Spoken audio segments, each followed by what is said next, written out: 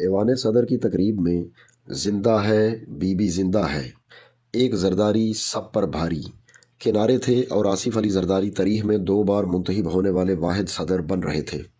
سامنے کرسی پر چوتھی بار وزیر اعظم کا وعدہ لے کر پاکستان لوٹنے والے نواز شریف براجمان تھے، جو نہ تو چوتھی بار وزیر اعظم بن سکے اور نہ ہی شاید قومی اسمبلی میں زیادہ دیر بیٹھ سکے۔ 2013 میں نواز شریف کی حکومت وجود میں آنے والی تھی اور آصف علی زرداری کی ایوان صدر کی شاید یہ آخری چند شاموں میں سے ایک شام تھی۔ میں اور محترم حامد میر صاحب ایوان صدر میں مدعو تھے۔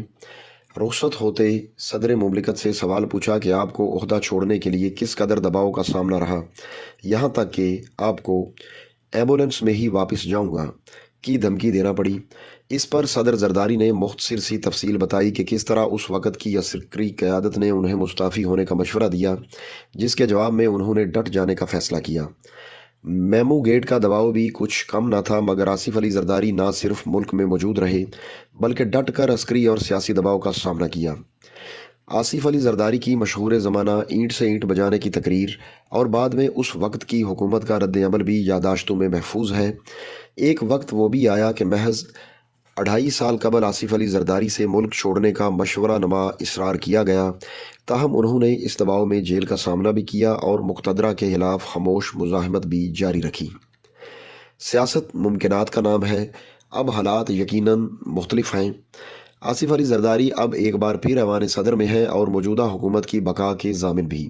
جب سے حکومت تشکیل پائی ہے، یہ سوال بارہا اٹھایا جا رہا ہے کہ کیا یہ حکومت چل پائے گی؟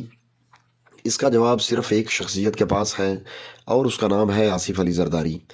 یہ سیاسی بندوبست مقتدرہ کا ہے یا کسی اور کا، مگر اس حکومت کی چابی زرداری صاحب کے ہاتھ ہے اور یہی وہ اطمینان ہے جو شہباز حکومت کو حاصل ہے۔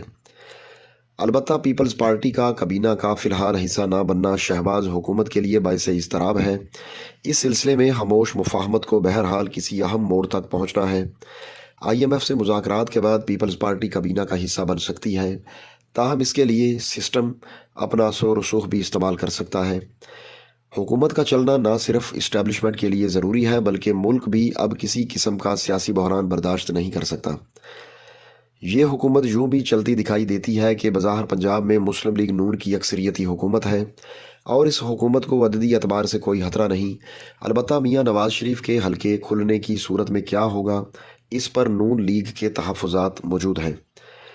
وفاق میں مسلم لیگ شین یعنی شہباز شریف حکومت کے بظاہر اختیارات سویلین، جبکہ اصل اختیارات SIFC کے پاس ہیں اور اس پر انہیں کوئی اعتراض بھی نہیں۔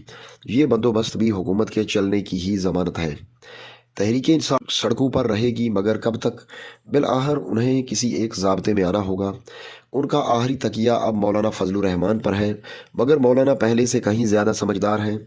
2019 کے دھرنے میں ان کے ہاتھ کچھ نہ آیا، البتہ ان کے حلیفوں کے ہاتھ بہت کچھ آیا۔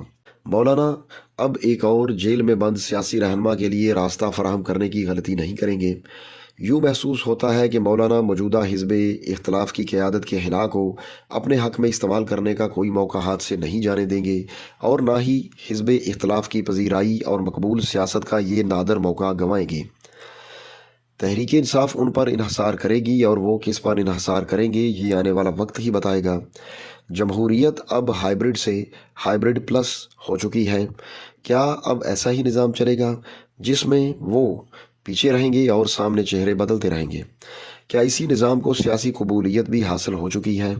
ایسے میں معاشی تقاضے اپنی جگہ مگر آئینی تقاضے کیسے پورے ہوں گے، یہ بہرحال ایک بڑا چیلنج رہے گا۔